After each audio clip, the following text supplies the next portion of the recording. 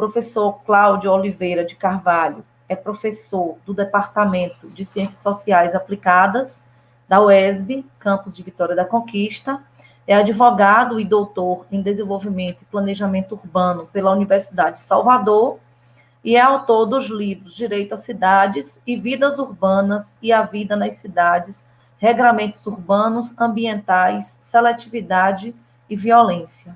Então, passar a palavra aqui para o professor Cláudio.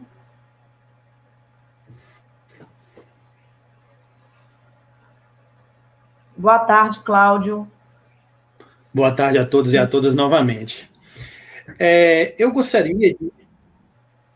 Vamos lá. Depois da fala de Suzane e da fala de Nelma, eu gostaria de trazer mais alguns elementos para que a gente possa, no debate, aprofundar. Quando eu falo de periferia, eu não falo simplesmente enquanto uma questão de paisagem, uma casa periférica. Eu estou falando em condição periférica. Nesse sentido, eu gostaria de propor duas questões. A primeira questão, que é justamente quais são os fatores de impacto com relação ao Covid-19. Quando nós falamos em fatores, é a primeira questão, é necessário a gente pensar em pelo menos 4. Primeiro, a estrutura de saúde, como já foi dito. Segundo, a condição socioeconômica. Terceiro, a questão demográfica. E quarta, a questão de como o Estado, o ente federativo, faz o enfrentamento da pandemia. Essa primeira questão, trabalhando os fatores, para mim, é de fundamental importância. A segunda questão, entendendo a condição periférica, é justamente a questão da escala. A escala nacional, a escala regional e a escala local. Isso é muito importante porque nós estamos no Brasil e é preciso a gente deixar evidente, nós estamos falando de um país na periferia do capitalismo. Quando nós falamos na questão da saúde, o primeiro fator, com a primeira escala que é nacional, e a gente vai comparar, por exemplo, a questão do norte com o sudeste, fica evidente como a realidade brasileira é extremamente desigual.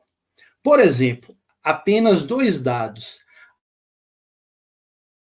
A quantidade de UTIs. Quando a gente pega a quantidade de UTIs no norte, esse número é de 1,24 leitos de UTI por 10 mil habitantes. Quando a gente vai no sudeste, nós temos praticamente o dobro, 2,58 leitos de UTI por 10 mil habitantes. Quando nós falamos na quantidade de médico, a situação ainda piora.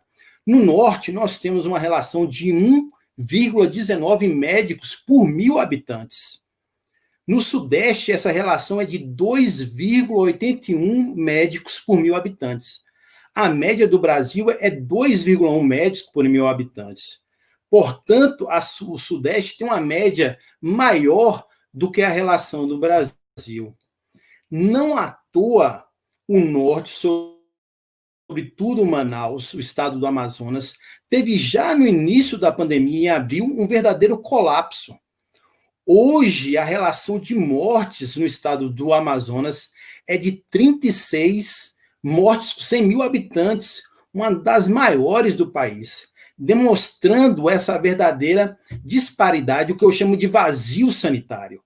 Como o norte do país enfrenta a pandemia é diferente de como o Sudeste enfrenta a pandemia. Portanto, nós estamos falando aí de uma periferia na perspectiva de uma relação de centro do capital. A segunda questão é a questão regional. Vamos trabalhar aqui a Bahia, Nelma inclusive falou Itapetinga. Leitos exclusivos para UTI, no estado da Bahia, nós temos 2.600 leitos. Praticamente a metade, 1.400 leitos, na capital, em Salvador. Tudo bem, em Salvador nós já tivemos... No entanto, quando a gente pega cidades pequenas, o índice de casos de mortalidade também é grande. Uma cidade próxima aqui da gente, Ipiaú, que já teve 1.200 casos e 16 mortes, quando a gente pega proporcionalmente por 10 mil habitantes, a pandemia do Covid na cidade de Ipiaú teve um impacto maior do que na cidade de Salvador. E, no entanto, a cidade de Ipiaú tem apenas 2 leitos de UTI. Perceba como isso é extremamente problemático. Até agora, nas cidades de até 100 mil habitantes, nós tivemos 10 mil mortes.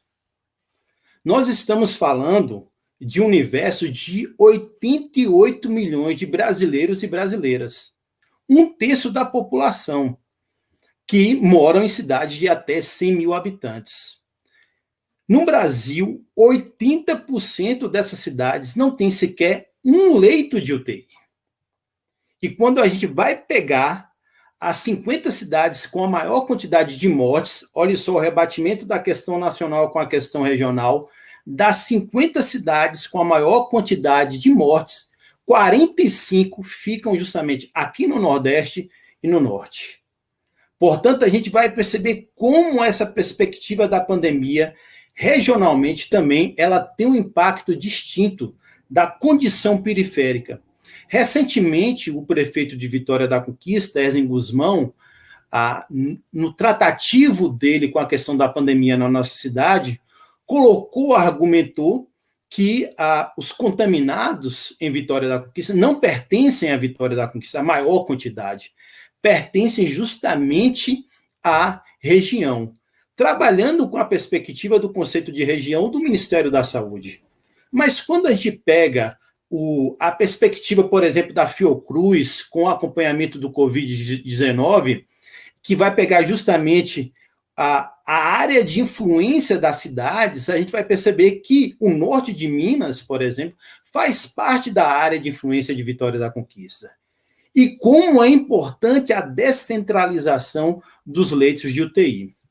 E, por fim, a questão local que eu gostaria de trabalhar, sem ser repetitivo no que Nelma já colocou, mas justamente pensando no debate de racismo ambiental.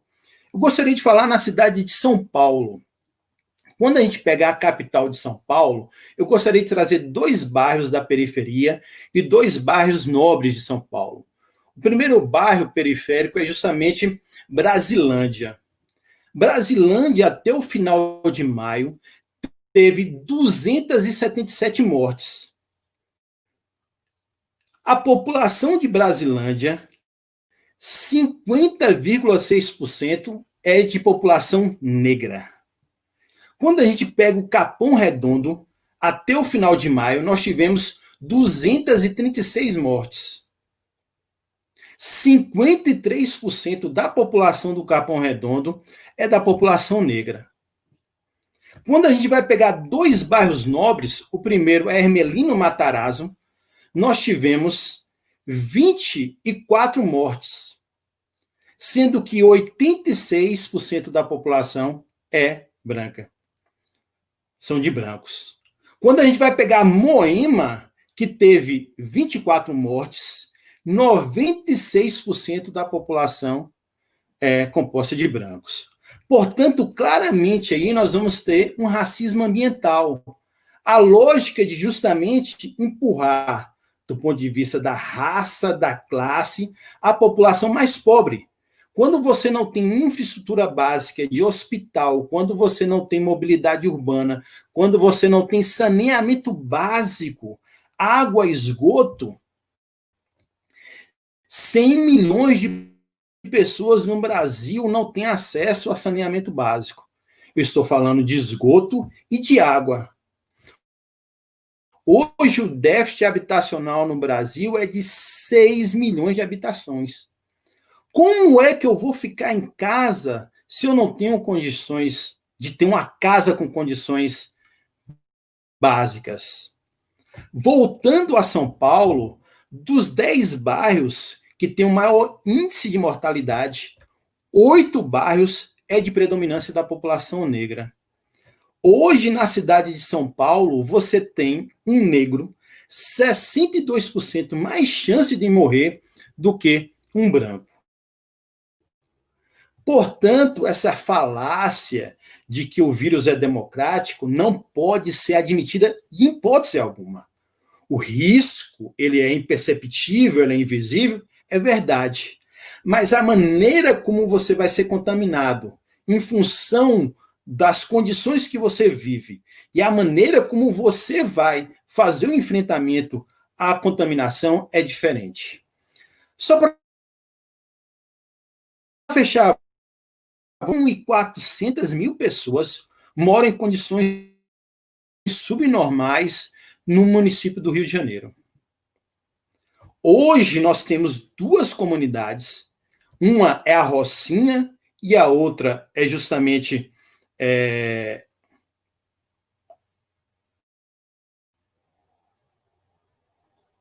Realengo, com a maior quantidade de mortes. No entanto, quando a gente pega a Rocinha, a gente vai perceber que de cada 10 pessoas que solicitaram o auxílio emergencial, até agora, somente 7 pessoas receberam a primeira parcela, empurrando a população precarizada justamente para as ruas, porque ou você morre de Covid-19 ou você morre de fome. Inclusive, nós fizemos no nosso canal do YouTube um vídeo só sobre racismo ambiental, e aí eu vou deixar para o debate para a gente aprofundar, e na descrição tem um artigo também que foi publicado em um livro, que a gente vai justamente sistematizar esses dados no Brasil, comparando a cobertura de infraestrutura com a quantidade de mortes. E a gente vai perceber que, de fato, há um projeto político de matar pessoas, sobretudo das pessoas periféricas. É possível você fazer um processo de insurgência, de enfrentamento? É possível. Concordo com Nelma quando ela fala que a questão é política. E eu queria trazer um exemplo que eu reluto aqui, muito importante, que é na cidade de São Paulo, que é a comunidade de Paraisópolis. Uma comunidade que tem uma densidade demográfica muito grande, 70.000 pessoas, que começou a fazer um processo de insurgência, dividir a comunidade através de líderes de bairro, líderes de rua, começar a fazer o processo de acompanhamento da população que era contaminada, fazer o processo de distribuição de cesta básica, inclusive com a contratação de médicos, para não esperar o Estado. Não quero dizer assim que o Estado não deve fazer a sua responsabilidade, deve sim. No entanto, esse processo de luta social, mostrando que a pandemia pode sim ter o aspecto de uma ferramenta de educação. Assim, nós podemos, de fato, fazer um processo de insurgência nessa sociedade capitalista, pensando num pós-pandemia. Inicialmente é isso.